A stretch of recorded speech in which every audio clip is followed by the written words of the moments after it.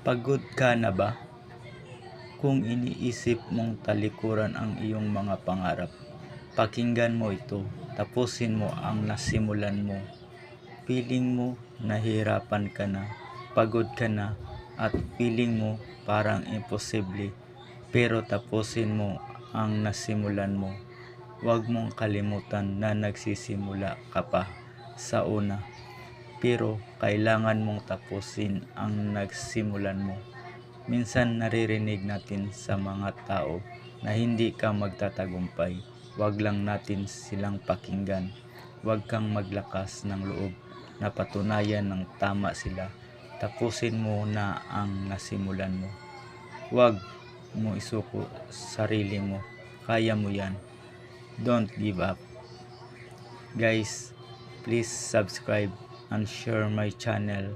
Salamat.